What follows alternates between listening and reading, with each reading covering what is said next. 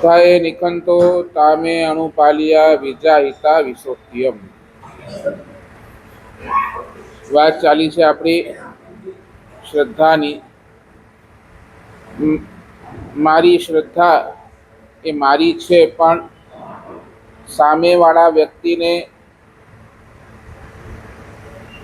ખબર પડે કે નહીં આ ખરા અર્થની અંદર શ્રદ્ધાળુ છે, આ ખરા અર્થની અંદર શ્રદ્ધાને ધારણ કરનારો છે, એના માટેની વાત આપણે ગઈકાલેથી ચાલુ કરેલી. ગઈકાલે 4 સૌંદર્યની વાત કરવાની છે. એમાં સૌથી પહેલું સૌંદર્ય છે કર્મ સૌંદર્ય, જેની આપણે કાલે વાત કરેલી વિસ્તારથી. આજે બીજા નંબરનું સૌંદર્ય, એના ઉપર આપણે ચર્ચા કરીશું. બીજા નંબરનું સૌંદર્ય છે વચન સૌંદર્ય. ભગવાન કહે છે વચન એક એવી ચાવી છે જે સંબંધોના તાળા ખોલી પણ શકે છે, અને એ એવી ચાવી છે કે સંબંધોના તાળા એ બંધ પણ કરી શકે છે. પરિણામ એ બધો જ આપણા ઉપર નિર્ભર કરે છે. શાસ્ત્રકારોએ વચનની ક્ષમતાને આપણે ત્યાં કહ્યું કે વચન લબ્ધિ, વચનોની ક્ષમતા, એને ઉપમા આપી વચન લબ્ધિ. આપણને જે પણ મળી છે ને હમણાં, એ બધી વચન લબ્ધિ છે. કેમ વચન લબ્ધિ? તો કે એક ચીજ સમજો, અમાસ પછી પૂનમ કેટલા દિવસે આવે? 15 દિવસે અમાસ પછી પૂનમ આવે. રાત પછી દિવસ કેટલા ટાઈમ પછી આવે? બરાબર ને? એ સમય પછી એ દિવસ ઉગી જ જાય. જન્મ પછી મરણ, એ જન્મ અને પછી મરણ ક્યારે આવે? તો એ જે એનું આયુષ્યનો પીરિયડ હોય ત્યાં એ મરણ આવી શકે. પણ ભગવાન એમ કે છે તમારા હાથમાંથી એકવાર વચન લબ્ધિ છટકી ગઈ તો ફરી ક્યારે મળશે? બહુ મોટો પ્રશ્ન છે. અનંત કાળે આ વચન લબ્ધિ તમને હાથમાં આવે. અનંત કાળે એકેન્દ્રિય પાસે આ વચન લબ્ધિ નથી. એકેન્દ્રિયની અંદર તમે ખાલી વિચાર કરો, એકેન્દ્રિયની ઉત્કૃષ્ટ કાય સ્થિતિ કેટલી? તો કે છે અસંખ્ય પૂતગલ પરાવર્તન કાળ. ઉત્કૃષ્ટ કાય સ્થિતિ કેટલી? તો અસંખ્ય પૂતગલ પરાવર્તન કાળ. હવે કેટલો સમય થાય તમને ખબર છે? એક પૂતગલ પરાવર્તન કાળ થાય ને, એમાં અનંત ઉત્સર્પિણી અવસર્પિણી થઈ જાય. નહીં બેઠી વાત. એક પૂતગલ પરાવર્તન કાળની અંદર અનંત ઉત્સર્પિણી અનંત અવસર્પિણી કાળ નીકળી જાય. હમણાં કયો કાળ? અવસર્પિણી કે ઉત્સર્પિણી? અવસર્પિણી, બરાબર ને? એની પાસે શું આવશે? ઉત્સર્પિણી. એ અવસર્પિણી ને ઉત્સર્પિણીનો એક કાળચક્ર કયો? બરાબર ને? એક કાળચક્ર.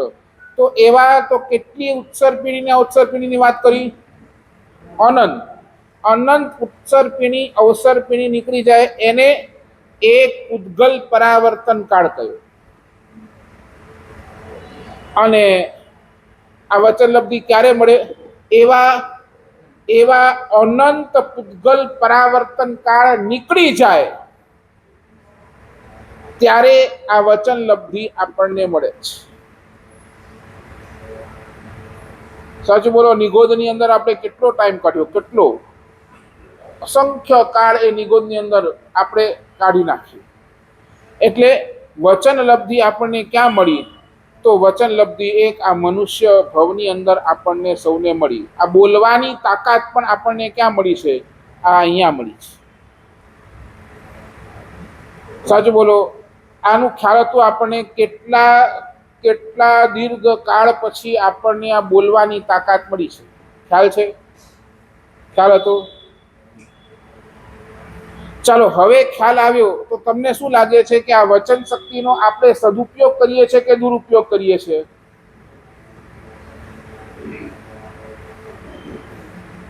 શું સદુપયોગ દુરુપયોગ?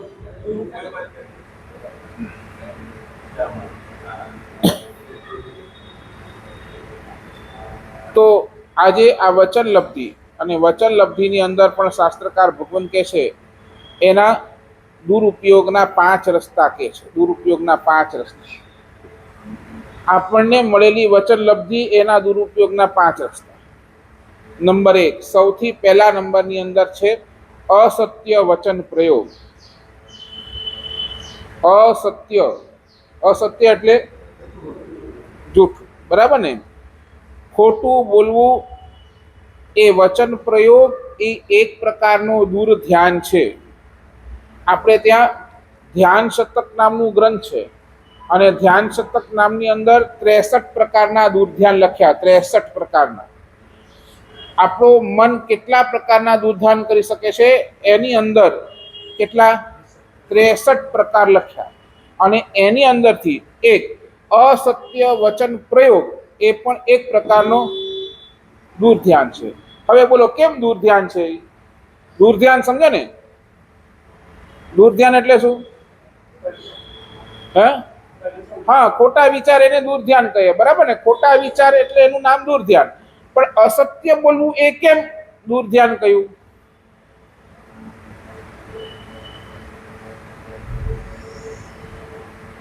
બોલો ને, કઈ ખોટું બોલવું એ કેમ દૂર ધ્યાન કહ્યું?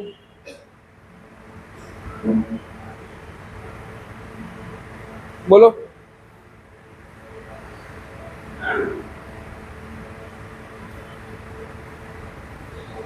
માણસ છે ને ખોટું બોલતા તો બોલી લે પહેલા, પણ પછી મનની અંદર છે ને એક ભય પડ્યો હોય. શેનું ભય? બરાબર ને? મનની અંદર એ સતત ભય પડ્યો હોય કે ભાઈ મેં ખોટું તો બોલી તો દીધું, પણ આ ખોટું મારું ક્યાંક પકડાઈ જશે, પકડાઈ જશે, પકડાઈ જશે, એનું ભય એ સતત સતત સતત સતત તમારા મનની અંદર ચાલતું હોય. અને એ મનની અંદર ચાલતું આ ભય એ જ એક પ્રકારનું દૂર ધ્યાન. સમજાય કે નહીં? દૂર ધ્યાન કેમ? કે એ મનની અંદર ભય રહેલો જ છે ને કે અરે હેનકે ખબર પેવી નહીં, હેનકે ખબર પેવી નહીં, હેનકે ખબર પેવી નહીં, ઈ મુકે કોર ચોંદો, કે રીતે ચોંદો, ઈ હુમલા કરે કોર વિચારી દો. બસ એ જ વિચારની અંદર તમે ચાલ્યા કરો એટલે એક પ્રકારનું એ. અને સાચું બોલો. તમને શું લાગે છે, સાચું બોલનારની યાદ શક્તિ સારી હોવી જોઈએ કે ખોટું બોલનારની યાદ શક્તિ સારી હોવી જોઈએ? બરાબર ને? સાચું બોલનાર પાસે કદાચ યાદ શક્તિ નબળી હોય ને, નબળી, તો એને કોઈ વાંધો નથી. પણ જૂઠું બોલનાર એની પાસે જો યાદ શક્તિ નબળી હશે તો શું થશે? તમને ખબર છે માણસ કયા કારણોથી જૂઠ બોલે? ખોટું બોલવાના કારણ કયા? હે?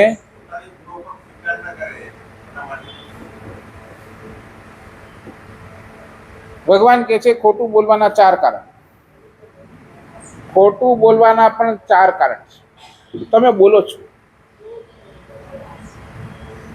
અમારા પક્ષી સૂત્રની અંદર આવે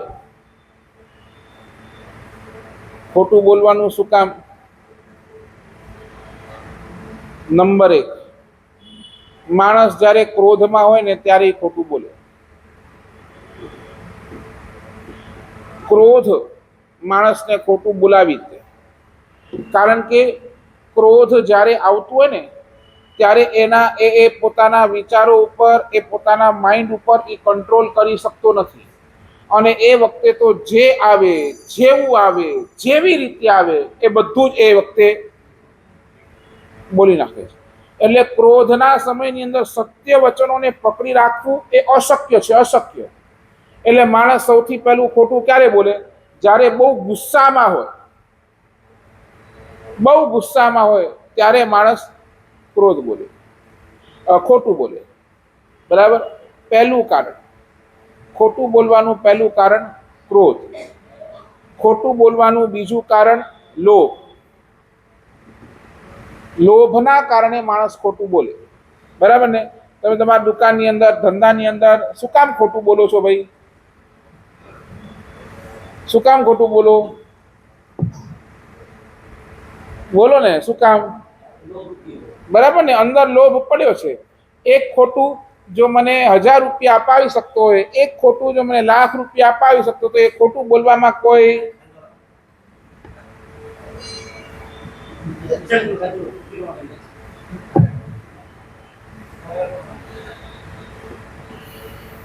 લોભને તમને સફળ બનાવવું છે તો તમને ખોટાના શરણે જવું જ પડશે. લોભને સફળ બનાવવા જૂઠનું શરણું લેવું જ પડે. એના સિવાય તમારો લોભ સફળ જ નથી. સેમ પ્રાઇસ અને એ જ માલ તમે અલગ અલગ વ્યક્તિને અલગ અલગ રીતે આપ, એની અંદર આજ તમારો લોભ સફળ બને ખોટના, આ જૂઠુંના. નંબર 3, જ્યારે માણસ ભયગ્રસ્ત હોય ને ત્યારે ખોટું બોલે. ભય, બહુ ડરી રહ્યો છે અને ડરની અંદર પણ એ માણસ શબ્દોની પસંદગીની અંદર એવો થાપ ખાઈ જાય કે એ ખોટું બોલી નાખે. માણસને એક ડર હોય, સાચું બોલો, ઇન્કમ ટેક્સની રેડ પડે, ડર ન હોય, પછી એમાં બધું સાચું નીકળે કે ખોટું જ નીકળે? બરાબર ને? બધું જ આપણે ખોટું ખોટું ખોટું જ નીકળે. આપણે બોલીએ પણ ત્યારે બધું જ ખોટું બોલીએ, કારણ એક મનની અંદર ડર છે. ડર છે નો કે જેટલો કમાઈ હોય મળે.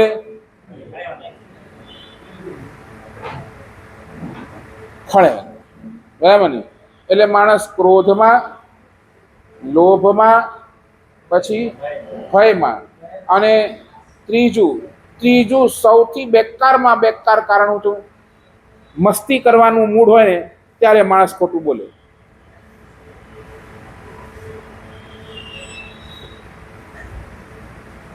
સાચું બોલો, આ એપ્રિલ ફૂલ શું છે? એપ્રિલ ફૂલ શું છે? મજાક મસ્તી કે ખોટું બોલવું? એ જ્યારે મસ્તીના મૂડમાં હોય ત્યારે, અને આજકાલ તો શું તમે તમારા અહીંયા નીકળ્યા બધા પ્રેન્ક કરતા હોય, પ્રેન્ક. આ પ્રેન્કો કરતા જાય અને પછી આ કર્મ બાંધતા જાય એક અસત્ય બોલવા. મસ્તીના મૂડની અંદર ત્યારે સાચું બોલો, સાચું બોલાતું હોય, ખોટું જ બોલાતું હોય. કુહાવા, લોહાવા, ભયાવા, હાસાવા. ક્રોધ, લોભ, ભય અને મસ્કરીના મૂડમાં હોય ત્યારે માણસ ખોટું બોલતો જ હોય.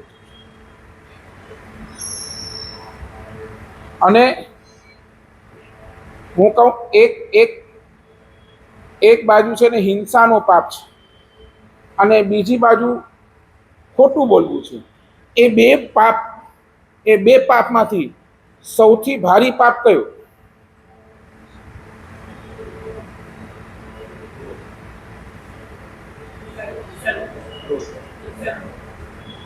એક બાજુ હિંસાનું પાપ છે અને બીજી બાજુ આ ખોટું બોલવું, અસત્ય બોલવું, એ પાપ છે. બેમાંથી સૌથી ભારી પાપ કયું?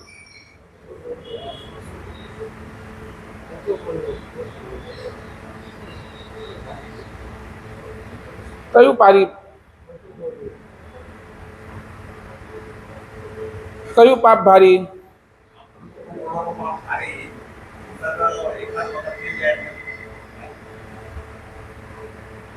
કયું ભારી?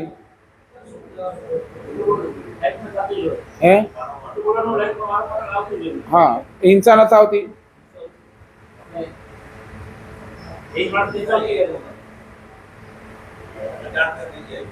અજાણતે થઈ જાય, અજાણતા ખોટું ના બોલાઈ જાય. નહીં, તમે લોજિકલી મને આપો આન્સર કે ચાલો એક ચીજ સમજી લેજો, હિંસા કરતા ખોટું બોલવું બહુ ભારી પાપ. બહુ ભારી. કેમ?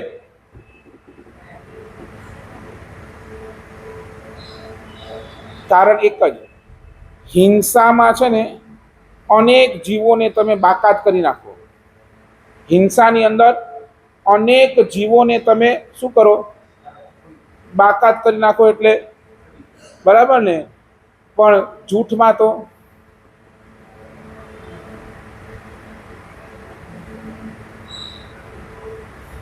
કેટલા જીવોની સામે તમે ખોટું નથી બોલતા એ કારો આવે. ચાલો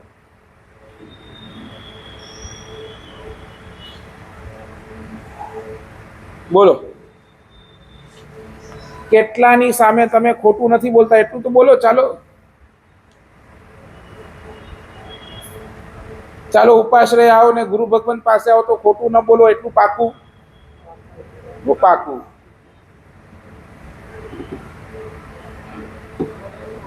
હે નહીં નહીં, ગુરુ ભગવાન પાસે કાંઈ ખોટું નથી બોલતા એટલું પાકું.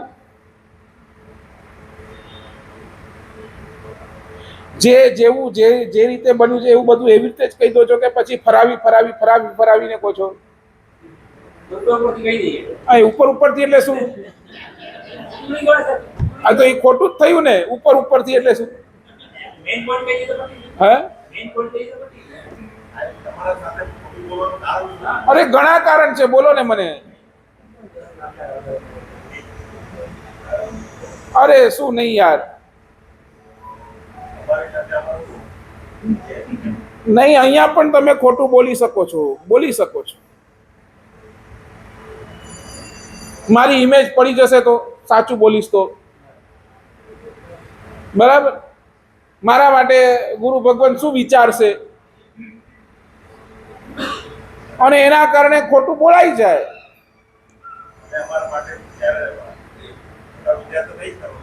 હે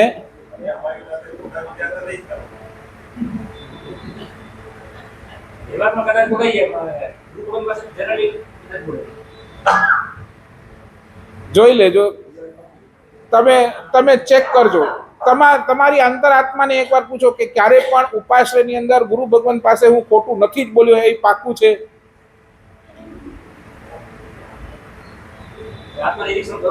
કરજો જ, એટલા જ માટે કહું છું, કરજો જ. સાચું બોલો. મમ્મી પપ્પા પાસે ક્યારે ખોટું નથી બોલ્યું?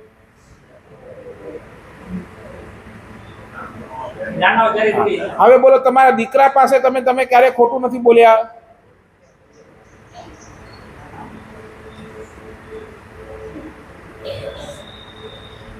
સમજ્યા છે ને? હું શું કામ કહું છું, હિંસાની અંદર છે ને તમે કેટલાય જીવોને બાકાત કરી શકો છો, પણ આ ખોટું બોલવાના ક્ષેત્રની અંદર તમારી પાસે એક પણ જીવ બાકાત નથી. એક પણ જીવ.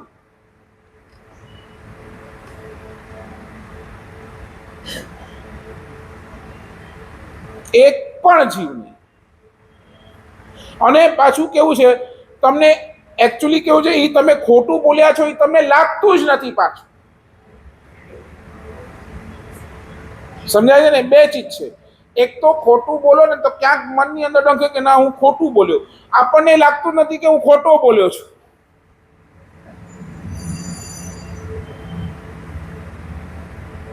એટલે એ પાપ પ્રત્યેની આપણી લાગણી પણ કેટલી બધી કુણી.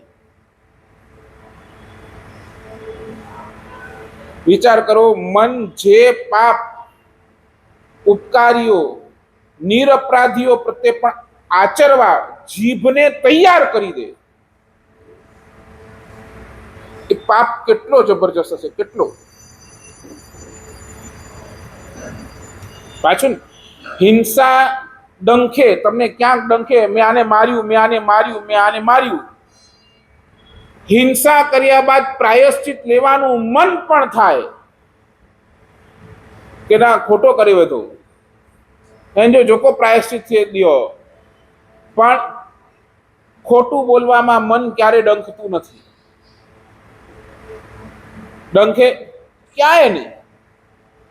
અને ખોટું બોલ્યા પછી એ ખોટું બોલ્યો એનો પ્રાયશ્ચિત લેવાનો પણ આપણને મન થતો, કારણ કે ડંખ જ નથી.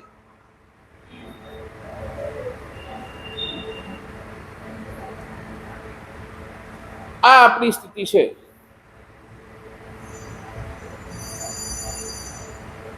શું કરશું બોલો?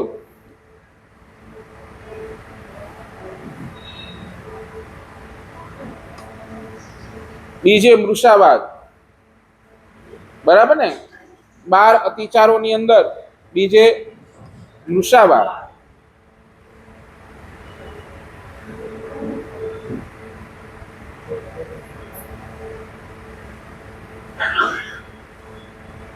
નંબર 1, વિચારજો, આ વચન લબ્ધિ મળી છે એનો એટલો આપણે કેટલો દુરુપયોગ, એક ખાલી ખોટું બોલીને કેટલો દુરુપયોગ કરીએ છીએ. નંબર 1, અસત્ય વચન પ્રયોગ. નંબર 2, અહિતકર વચન પ્રયોગ.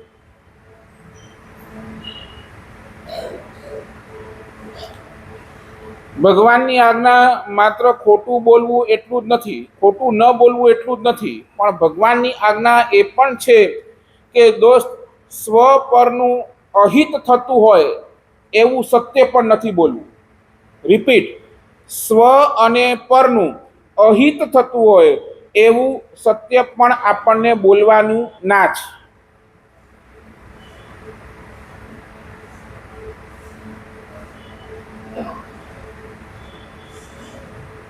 સત્યના નામે ક્યારેક એવું થાય, મન સામેવાળી વ્યક્તિને બદનામ કરવા માટે અનેક રીતે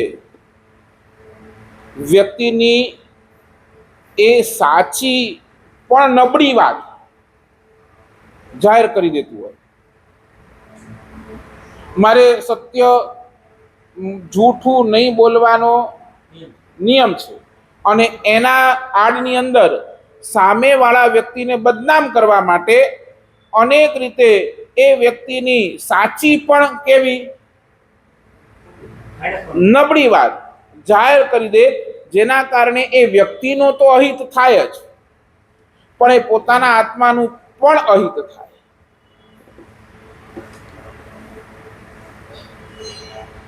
એટલે ભગવાન કે છે ખાલી ખોટું નહીં, પણ સ્વ અને પરનું અહિત થતું હોય એવું સત્ય પણ બોલવાનું.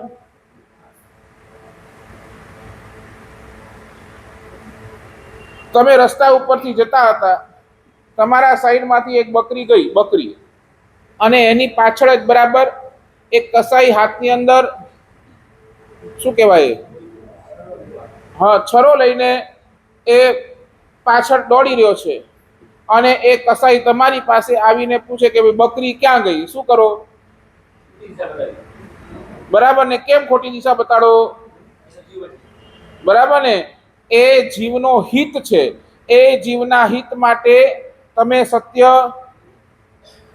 બોલો કે ખોટું બોલો? તો એ ખોટું પણ એ સત્ય બરાબર જ છે, અને અહીંયા સત્ય પણ એ ખોટું બરાબર છે.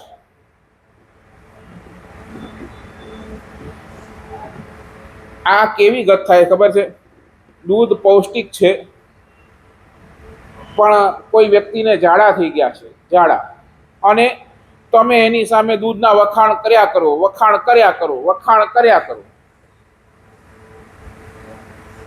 સમજાય ને? ઓ દૂધ તો કેળવો જોરદાર, અરે પીધે જાડવો યાર, તું કુલા ન પીધે, તું છડે ને. શું થાય બોલો? સાચું બોલો. દૂધ પૌષ્ટિક બરાબર, પણ સામે વાળાને ઝાડા થઈ ગયા છે, ડાયરિયા થઈ ગયું છે, લૂઝ મોશન્સ થઈ ગયા છે, અને તમે એની સામે દૂધના જ વખાણ કરો. સાચું બોલો? એ અપરાધ કે નહીં? અપરાધ કે નહીં?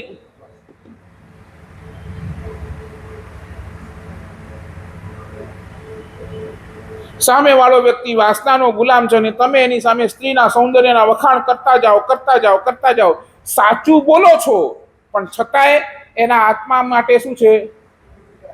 અહિત છે, અહિત. માટે જ્યાં અહિત વચન પ્રયોગ આવે, અહિતકર વચન પ્રયોગ આવે, ભગવાન કે છે એ પણ છોડવા જેવું છે, 100% છોડવા જેવું છે.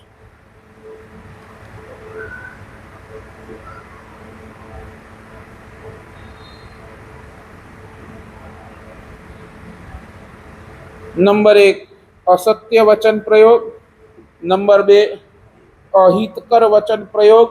નંબર 3, અપ્રિય વચન પ્રયોગ.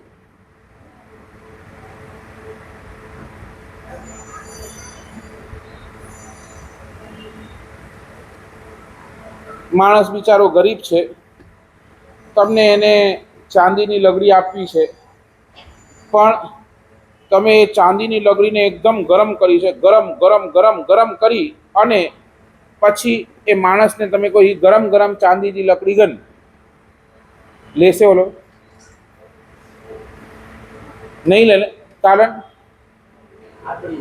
બરાબર, વાત તમારી સાચી છે, વાત સામેવાળાને હિત કરનારી પણ છે, પણ વાત કરતા કરતા શબ્દોને તમે જે રીતે રજૂ કરો છો એ શબ્દ કઠોર છે, એ શબ્દ સામેવાળાને વાગે છે, અને એ સામેવાળાને વાગે છે, ભલે સાચા છે, ભલે હિતકર છે, પણ સામેવાળાને વાગે છે એવા શબ્દો છે, તો એ સામેવાળો એ શબ્દોને પણ સ્વીકારતો. ક્યારેક ક્યારેક કઠોર શબ્દ પણ આપણને સ્વીકાર્ય નથી.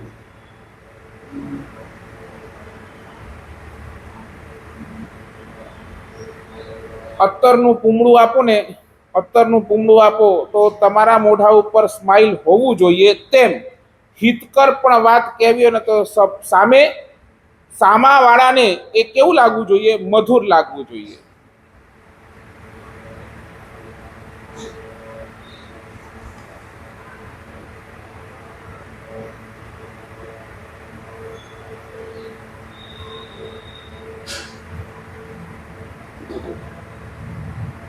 શું લાગે છે આપણે આમાં ક્યાં આપણા શબ્દ પ્રિય કે અપ્રિય?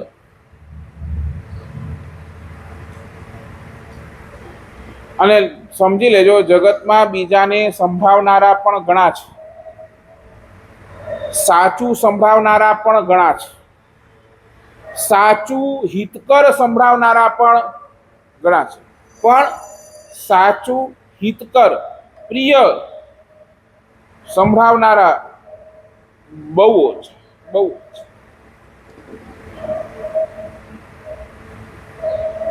ચાલો બીજાને ક્યારેક સંભળાવીએ તો કેવું સંભળાવીએ?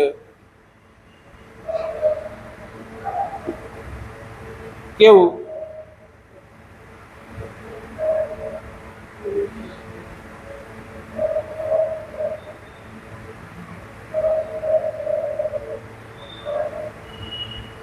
કેવું સંભળાવીએ? બોલો ને. હા, બોલ્યા ખરા. બરાબર છે, એટલે તો પૂછ્યું મેં. સામે વાળાને આપણે એવું હવે ચાલો, તમને કેવું સાંભળવું ગમે એ કહો.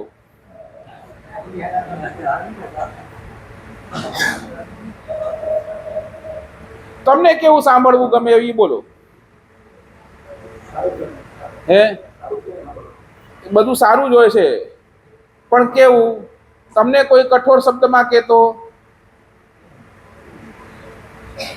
તમને કોઈ કઠોર શબ્દમાં કહેતો હવે કેમ ન ગમે બોલો? તમે જ્યારે કોઈને સંભળાવો તો એને નાની યાદ આવી જાય, તમને કોઈ સંભળાવે તો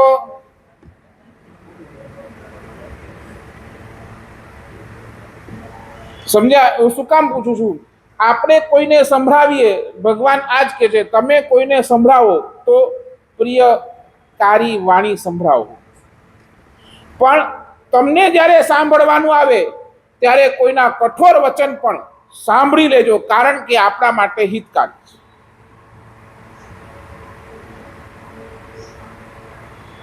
આપણા માટે શું છે? હિતકારી છે. ક્યારેક ક્યારેક છે ને મને અહીંયાથી કડક બોલવું પડે છે, કડક બોલવું પણ છું ક્યારેક ક્યારેક. શું કામ? અને તમે અરે મારા સાહેબ તો એટલો મને કડક બોલે તા અહીંયા ને હું આ શું થશે? શું થશે? બહાર જઈને તમે કમેન્ટ કરશો, શું થશે? ફાયદો કોનો? મારો કે તમારો? નુકસાન કોનો? સાંભળશો તો તમારો ફાયદો, નહીં સાંભળો તો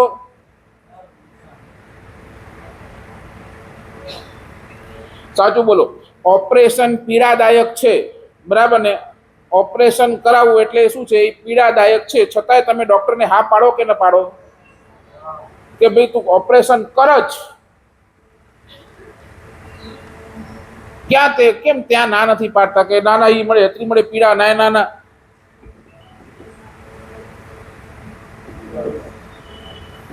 કેમ ડોક્ટરને આપણે ના પાડીએ ઓપરેશન નહીં કરો, શું કામ ના પાડી નથી શકતા ત્યાં? કારણ કે આપણને ખબર છે આ ડોક્ટર મારું ઓપરેશન કરશે તો જ હું ઠીક થઈશ, નહીં તો.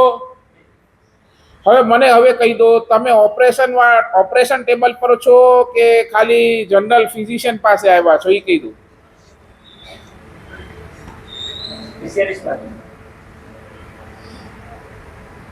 શું પછી એ રીતે કામ કરવું?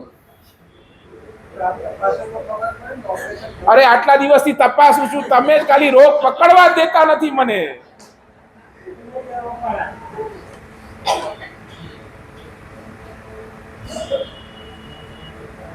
આટલા દિવસથી ઇન્વેસ્ટિગેશન જ કરાવું છું. હા, અને કેટલી તો લેબોરેટરી ટેસ્ટ કરાવી, એમાં પણ તમે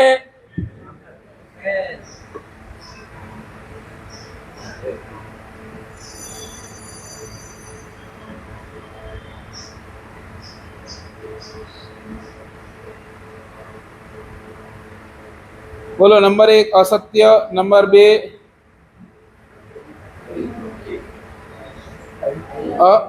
અહિતકર, નંબર 3 અપ્રિય, નંબર 4 અધિક વચન પ્રયોગ. અધિક એટલે સમજી ગયા એમાં કે હજી ડીકલે એક્સપ્લેન કરવું? બોલો, દૂધમાં સાકર કેટલી નાખો? બરાબર ને, જરૂર પ્રમાણે નાખો. વધારે નાખો તો શું થાય? વેચતા જચો. દૂધે 5 ને સાકરે 5, વેચો કેર ના કરે તો. સમજાય છે? પછી એ દૂધ પણ કેવું થઈ જાય? બેસ્વાદ થઈ જાય, એમાં કોઈ સ્વાદ નહીં હોય. તેમ ભગવાન કહે છે સત્ય, હિતકારી, પ્રિય વચન પણ અતિ માત્રામાં બોલાય તો શબ્દો પોતાની તાકાત ગુમાવી દે છે. અને હજી તમને કહું, અધિક ને અસત્ય સાથે ગાઢ દોસ્તી છે. નહીં સમજ્યા? માણસ વધારે ક્યારે બોલે? માણસ વધારે ક્યારે બોલે? જ્યારે એને પોતાનું કોઈ જૂઠું બોલેલું કંઈક છુપાવવું હોય ત્યારે જ માણસ અધિક બોલે.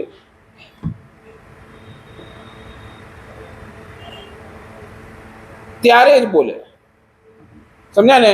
પછી બહાના ઉપર બોલો, બહાના ઉપર બહાના.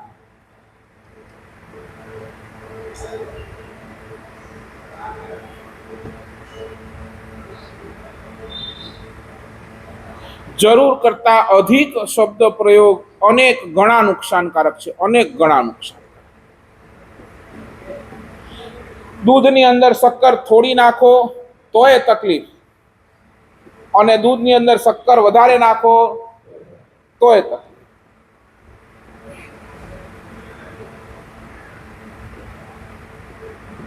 બોલો ને, ઓછું જમો તો આસક્તિ, અને વધારે ખવાઈ જાય તો અજીબ. એટલે ભગવાન કે છે, આ ભગવાનનું આ છે ને, આ કોટેશન હંમેશા યાદ રાખજો. બોલવાના અવસરે મૌન ન રહેવું.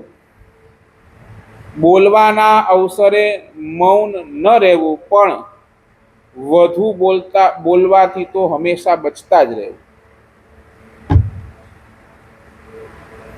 જ્યારે બોલવાનો અવસર છે ત્યારે મૌન નહીં, પણ વધુ બોલવાથી તો હંમેશા જ બચતા રહેવું.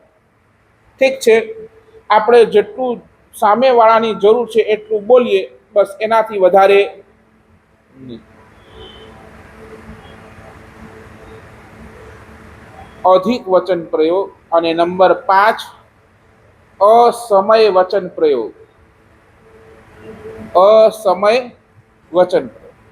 સાચું બોલો. રામ શબ્દ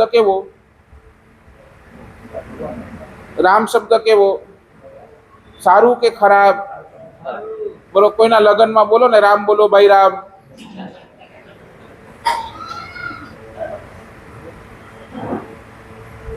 રામ શબ્દ સારો, સાચો, હિતકારી, પ્રિય અને જરૂર પૂરતો પાછો. બરાબર? પણ ક સમય બોલો તો ઈ જ શબ્દ.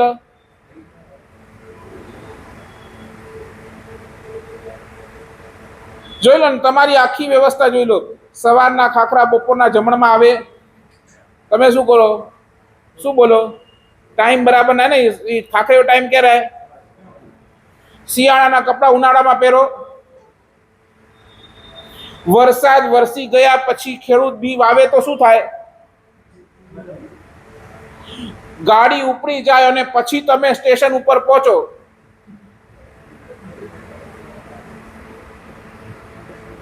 અરે બોલ આવ્યા પહેલા ઓલો બેટ્સમેન બેટ ઉપાડી લે, શું થાય? સીધો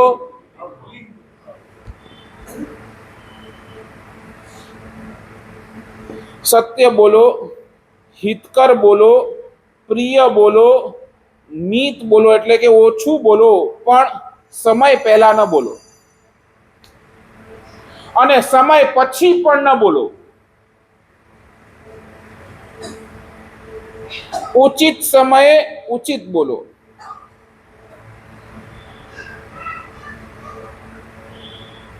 આ છે વચનનો સૌંદર્ય.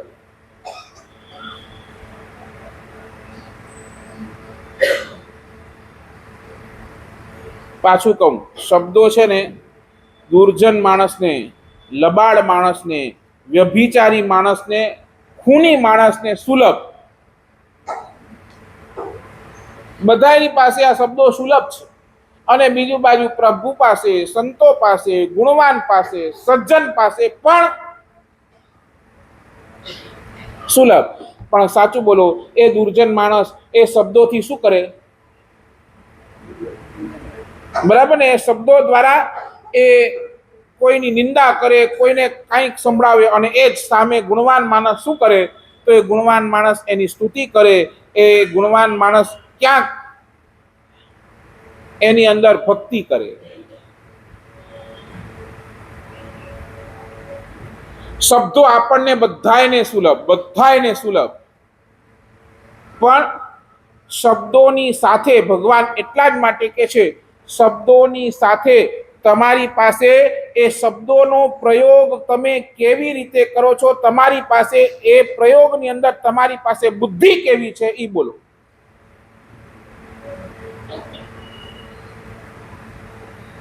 શબ્દ પ્રયોગમાં બુદ્ધિ તમારી પાસે કેવી?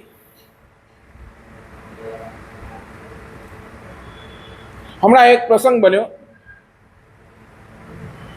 એ પ્રસંગ પછી કહું, પહેલા તમને એક પૂછું, તમે છે ને તમે કોઈને ડોનેશન આપવા માટે જાઓ છો, બરાબર સમજો. કોઈને ડોનેશન શું કરવા માટે જાઓ છો? આપવા માટે જાઓ છો. એઝ પર એક્ઝામ્પલ, તમે કોઈને ₹1,00,000 આપવા માટે જાઓ છો as donation, as a donation. સામેવાળાએ કીધું કે ભાઈ 9 વાગે આવી જજો, મારી પાસે સમય નથી, પાછળ 9 વાગે આવી જશે, તારા 9 વાગે વેટ કરીશ. તમે કીધું ઓકે. હવે એ જ વખતે 9 વાગે તમને કોઈ છે ને અર્જન્ટ કામ આવી ગયું, અર્જન્ટ કામ, અને તમે 9 વાગ્યાના બદલે 11 વાગ્યા એ વ્યક્તિ પાસે પહોંચ્યા, અને ઓલો વ્યક્તિ તમારા ઉપર તપી ગયો. આય કી ભાન તો કે 9 વાગે બોલાયો, તું 7 વાગ્યા છે, તો કે બીજો ટાઈમ જો તો નેર કરો, અને તમને આમ ઉગ્ર થઈ ગયો. સાચું બોલો, એ વખતે તમે શું કરો?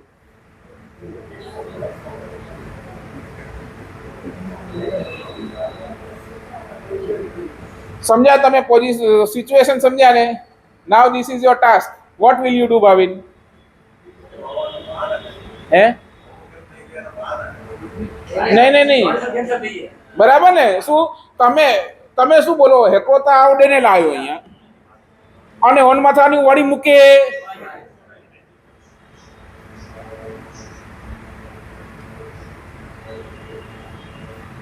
અને પછી આપણે નીકળી છીએ. આ સુકૃત. અને હવે તમે મને બોલો, તમે ડોનેશન આપો છો એ તમારી માનતા કે સામેવાળો તમારું ડોનેશન લે છે એની માનતા? નહીં બેઠી વાત. તમે ડોનેશન આપો છો એ મહાન કે સામેવાળું તમારું ડોનેશન લેવા તૈયાર થયું છે એ મહાન? બરાબર માનો છો? આ વાત તમે બરાબર સમજજો.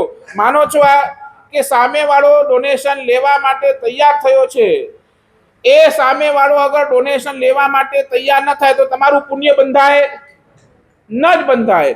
અને કદાચ એ સામેવાળો કોઈ કડવા શબ્દ બોલે છે, કદાચ કોઈ ક્રોધ કરે છે, તો સાચું બોલો, તમને એ છતાંય તમારું ડોનેશન લેવા તૈયાર થયું તો તમારે પ્રેમથી એને થેન્ક યુ કહેવું કે ડોનેશન જ કેન્સલ કરવું? બોલો.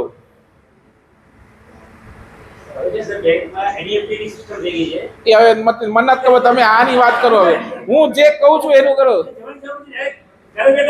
અરે પણ હું જે સિચ્યુએશન કહું છું બોલો ને, એની વાત કરો. નહીં, સાચું બોલો. તમને શું લાગે, તમારે એને સોરી કેવું જોઈએ કે એને તમને સોરી કેવું જોઈએ?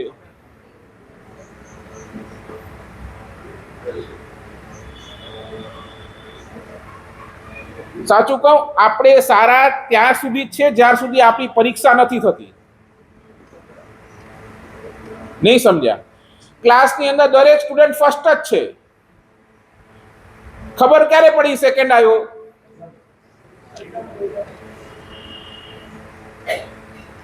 સાચું બોલો. આ એક્ઝામમાં આપણને કેટલા માર્ક્સ મળશે?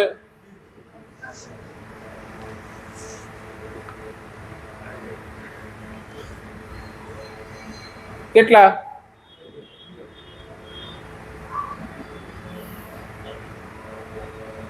કુલભાઈ કેટલા માર્ક્સ મળે આમાં? અરે લઉં જ છું, આ પરીક્ષા હતી હમણાં.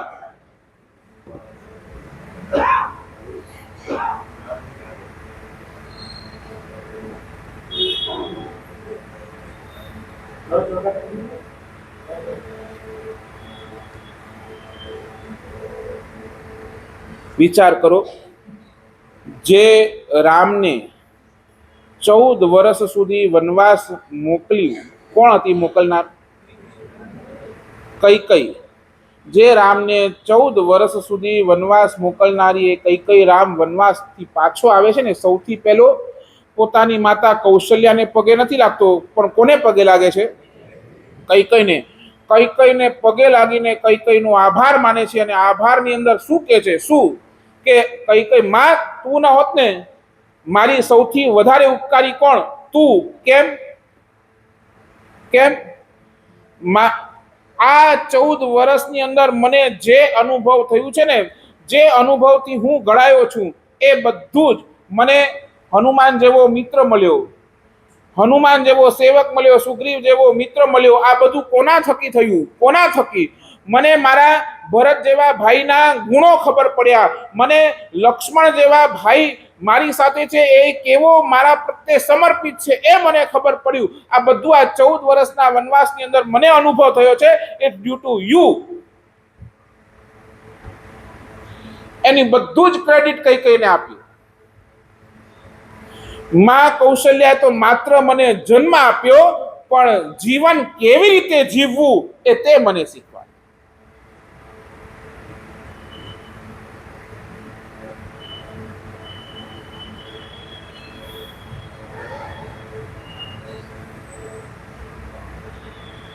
આપણી પાસે શું છે બોલો ને?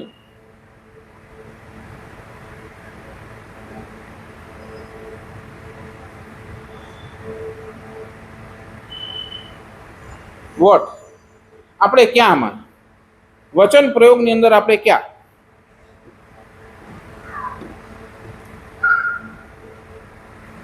સાચું બોલો. તમારી પાસે કોઈ પણ વ્યક્તિ કોઈ પણ વાત કરવા આવે, તમે બધી જ વાત સાંભળી લો.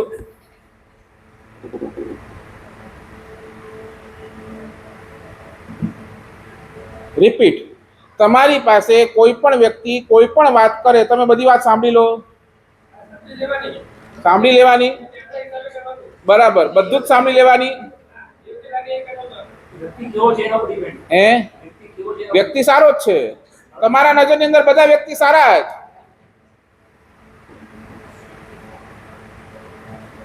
વ્યક્તિ બધા સારા જ છે. એમાં ગ્રેડ હોય પાછો, મને આજે ખબર પડી. અરે મને તો બધા સારા જ લાગે.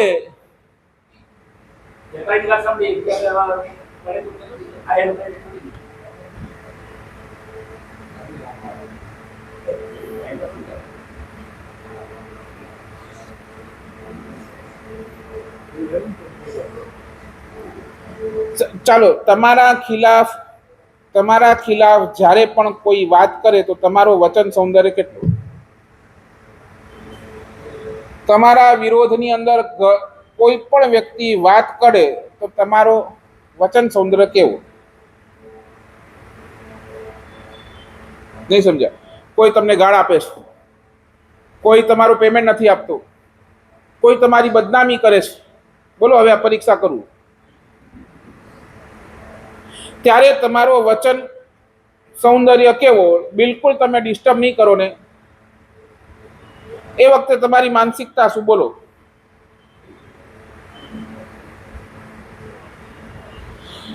નહીં, હજી પણ ક્રિટિકલ પોઝિશન આવે, ક્રિટિકલ પોઝિશન સમજો ને? ક્રિટિકલ પોઝિશન એટલે શું? ક્રિટિકલ પોઝિશન આવે ત્યારે તમારા મોઢામાંથી કેવા વચન પ્રયોગ થાય? બોલો.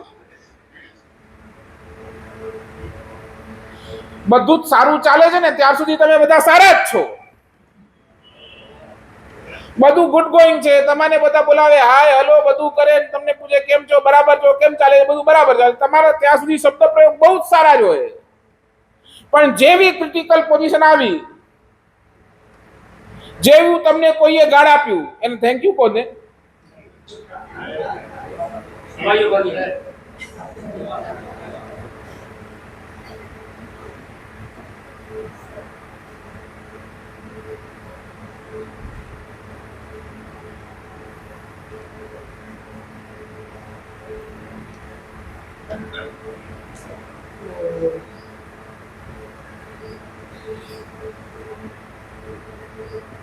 નહીં, બોલો મને.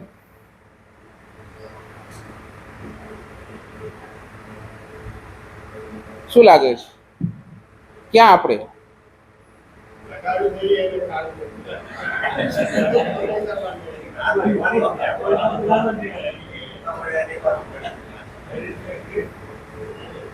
આ છે આપણી પોઝિશન.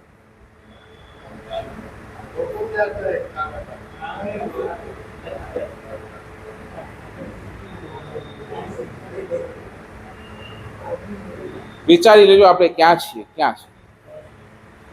અને લખવું હોય તો એક વાત લખી લેજો.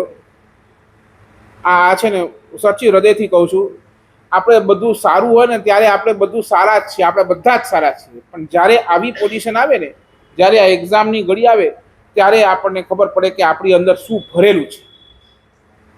અને સોક્રેટ્સ એટલા માટે કહે છે, વગર કસોટીનું જીવન, વગર કસોટીનું જીવન એ ક્યારે પણ જીવા લાયક જ નથી. તમે ખરા અર્થની અંદર ઘડાવ ક્યારે? જ્યારે કસોટી આવે ત્યારે.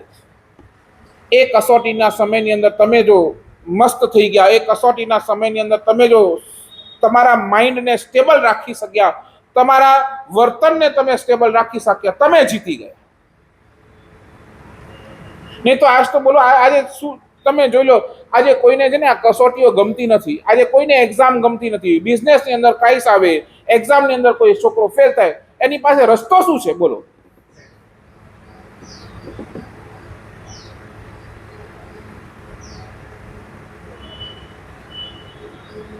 સાચું બોલો. તમારા પરિવારની અંદર તમે ક્યારે એવી વાત કરો કે નહીં કે સંઘર્ષના સમયની અંદર મારે શું કરવું? દોસ્ત, ક્યારે પણ તમારા જીવનની અંદર પ્રોબ્લેમ્સ આવે, તકલીફ આવે, સંઘર્ષ આવે ત્યારે શું કરવું એ ક્યારે તમે બેસીને વાત કરી?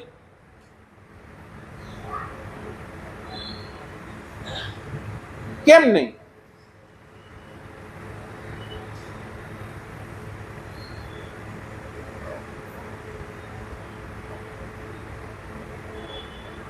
મેં ગઈકાલે પણ કીધું ને, એક ક્રોધ આખા સંયમ જીવનને ખતમ કરી શકે છે. એક ક્રોધનો વચન આખા સંયમ જીવનના ફળને ખતમ કરી શકે છે. તો તમે તમારા વચનને ડિસ્ટર્બ કરો છો, તો તમારી સામાયિક, તમારી પૂજા, તમારું પ્રતિક્રમ તમને બચાવી શકશે એમ લાગે છે?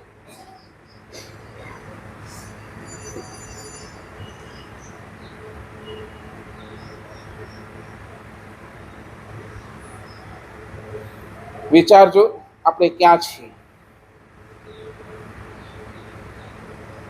સોક્રેટ્સ પાસે એક યુવક આવ્યો અને યુવકે કીધું કે મને મારા મિત્ર અંગે આપને કંઈક વાત કરવી છે, હું કહી શકું છું? દોસ્ત, તારી વાત સાંભળવા હું તૈયાર છું, પણ મારા પેલા 3 પ્રશ્નના ઉત્તર આપ. શું સર? તારા મિત્રની જે વાત તું કરવા માટે આવ્યો છે એ વાત સાચી છે? હા, 100% સાચી છે.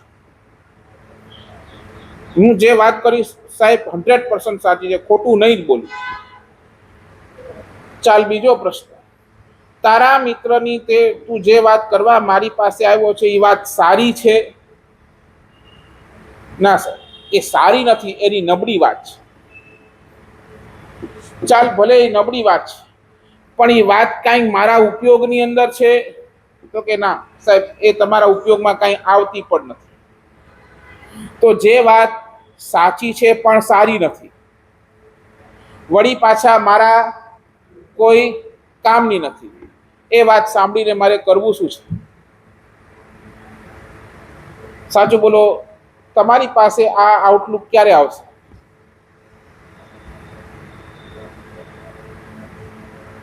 ક્યારે? આ વચન સૌંદર્ય, 5 પ્રકારના વચન સૌંદર્યને સમજી લેજો. અસત્ય, અહિતકર, અપ્રિય, અધિક અને અસમય. એની સામે જોડો સત્ય, હિતકર, પ્રિય, મિત અને સમય પર બોલાયેલા શબ્દોની કિંમત છે, બાકી કોઈ શબ્દોની કિંમત નથી. ચાલો, આજના દિવસે આજનો નિયમ શું આપું? બોલો.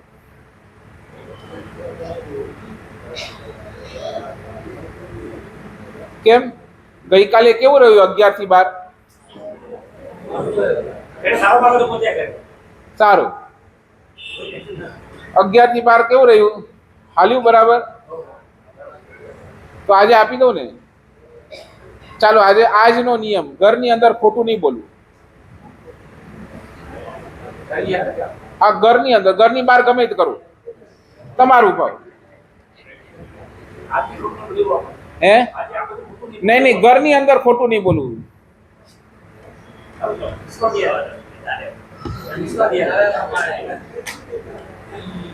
ઘરની અંદર ખોટું નહીં જ બોલવું, આટલું પાકું? તમે તમારા ઘરની અંદર હો, ખોટું નહીં જ બોલવું. બરાબર મનીષભાઈ? વાંધો નહીં ને, આપી દઉં. ऐसा की प्रॉब्लम है ना? ठीक. मनी जयेशભાઈ કે ક્યારે પ્રોબ્લેમ હોય જ નતો.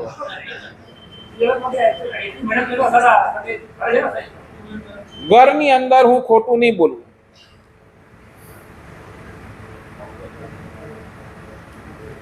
ચાલો, હજી ઓછું કરું, બરોબર છે? નહીં, તમે કહો તો ખાલી મારા પરિવારની વચ્ચે ખોટું નહીં બોલું.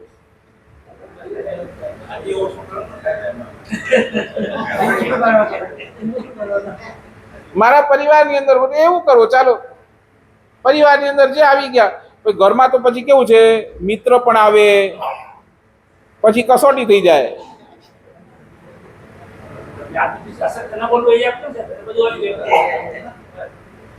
ચાલો, ઘરની અંદર ખોટું નહીં બોલવું. હા, ફોન ઘરની અંદર ખોટું નહીં બોલવું. પછી ભલે બહાર જઈને જાઓ, જે કરવું એ કરો.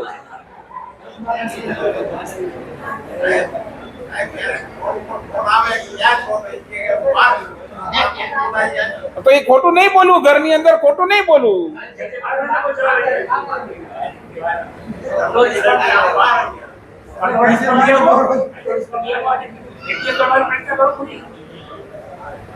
ઘરની અંદર ખોટું નહીં બોલવું, બસ આટલું પાકું. પછી એ મોબાઈલ ઉપર બોલો કે પરિવાર વાળા સાથે બોલો, ગમે એ કરો, ઘરની અંદર ખોટું નહીં બોલવું. આ વચન સૌંદર્ય. ચાલો, હાથ જોડો ભાઈ. બહેનોને શું પ્રોબ્લેમ? તમારે સૌથી મોટી પ્રોબ્લેમ. ચાલો, આજે ઘરની અંદર ખોટું નહીં બોલવું, બરાબર? આપો પછી.